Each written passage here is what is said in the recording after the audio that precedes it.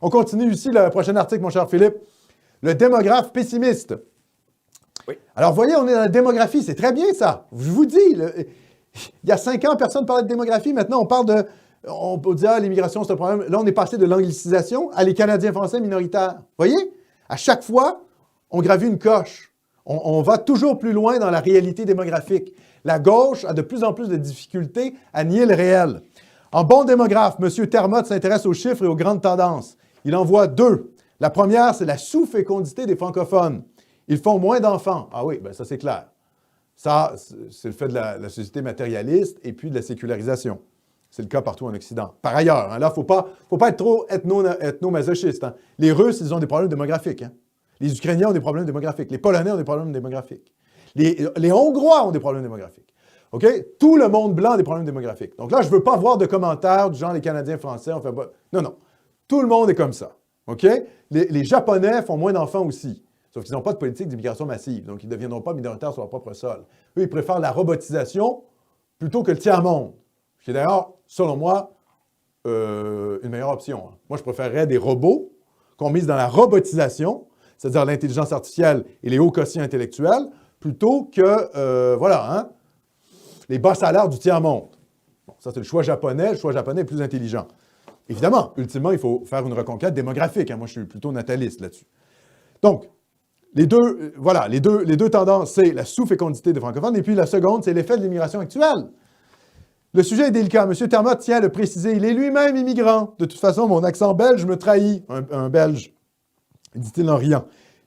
Alors, c'est lui qui rajoute ça. L'immigration enrichit le Québec, insiste-t-il. Son apport est précieux, autant pour l'économie que pour la culture. Voilà. Vous savez, les gars, ils sont démographes. Ils savent très bien que l'immigration est en train de tuer le Québec, mais ils sont obligés de dire « Ah, l'immigration est une richesse. » Ils sont obligés de passer, vous savez, pour passer leur message, ils sont obligés de faire des courbettes devant l'idéologie dominante immigrationniste. On sait très bien que ce gars-là sait que l'immigration tue le Québec français. Il le sait, il le dit, mais il dit « Ah non, mais l'immigration, c'est très bon, ouais. » Parce qu'on est dans le totalitarisme immigrationniste qu'il faut briser.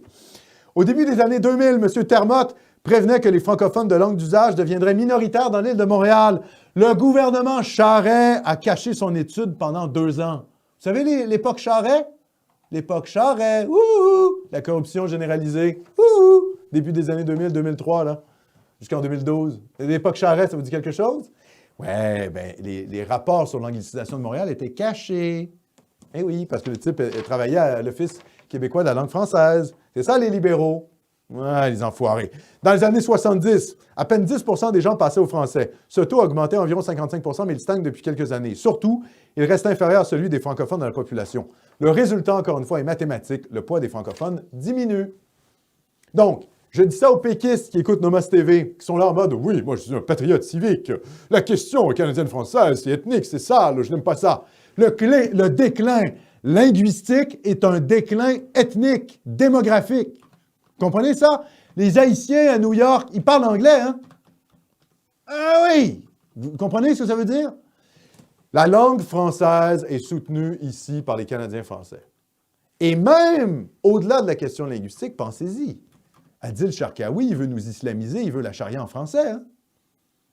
La question nationale ne se réduit pas à la question linguistique, et la question linguistique, en plus, est intrinsèquement liée à la question nationale. Vous ne voulez pas le déclin du français? Bien, il faut stopper l'immigration de remplacement. Ce n'est pas compliqué. La question linguistique est liée à la question démographique. Sortez de votre patriotisme civique à la noix. Acceptez qu'on est dans un combat national et qu'il faut que les Canadiens français demeurent majoritaires au Québec. Comprenez ça? Sortez de votre nationalisme civique, de votre patriotisme civique qui vous aveugle sur la réalité démographique du Québec.